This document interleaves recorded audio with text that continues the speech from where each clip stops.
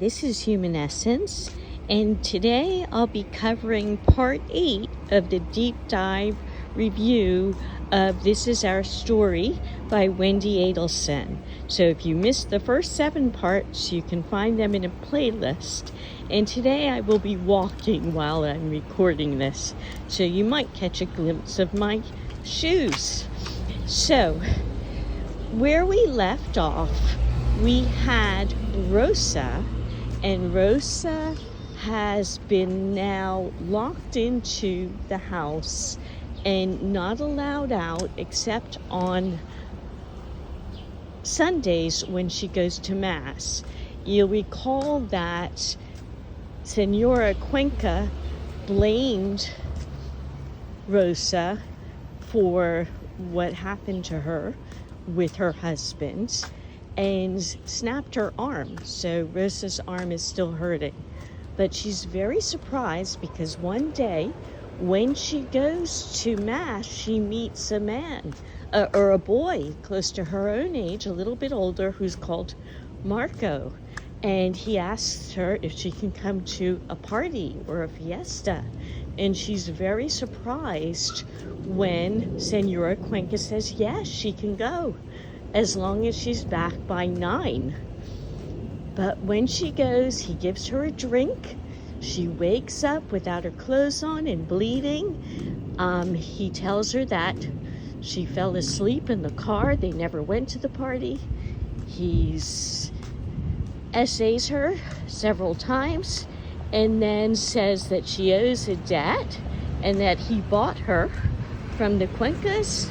And then he brings her in his car and sells her to men from his car.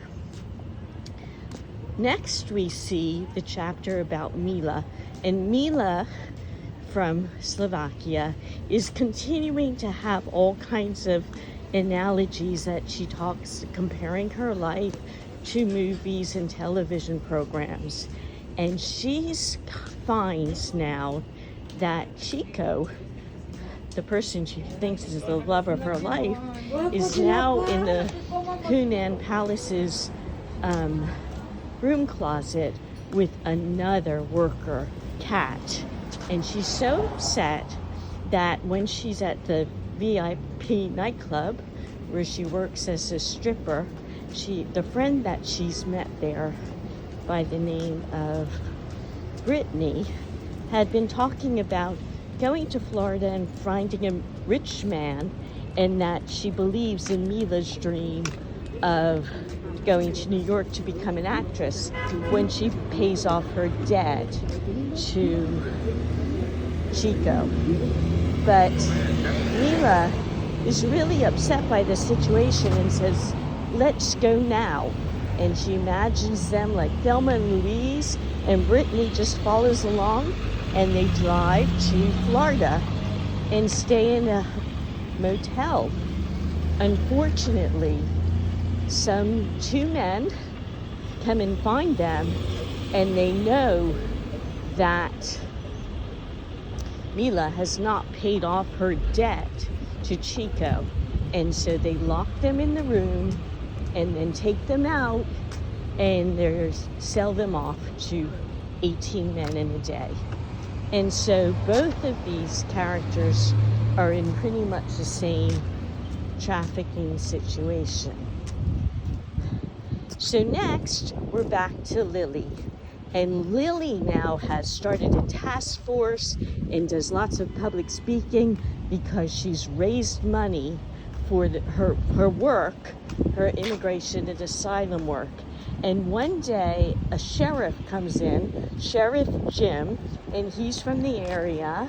And as the tone is usual, there's a lot of Lily's impressions of the sheriff, and there's that kind of mocking tone and suspicion of him. But it turns out that he's a good guy, and he's come to find Lily Stone, and she corrects him that she's Miss Lily to the clients and she's Lily Walker Stone to everybody else. But he tells her about people who are brought in from other countries and then have to pay off their debts by working without being paid by other people. And so this seems to be, labor trafficking seems to be something new to Lily. So, you know, she's found that information and she relays it to the task force. I guess they haven't heard of anything about that either. So we've got, you know, a number of people who have new worlds opening up to them.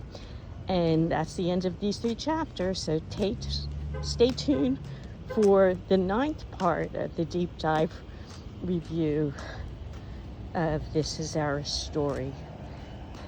So I just want to mention that if you listen to these, you'll get a pretty good summary of the plot of the story, so you'll really know what it's about. So if it's brought up in the trial, you'll have a context for it. So This Is Our Story is based on humanizing people who end up trafficked, so they seem like real people and how this could have happened to them.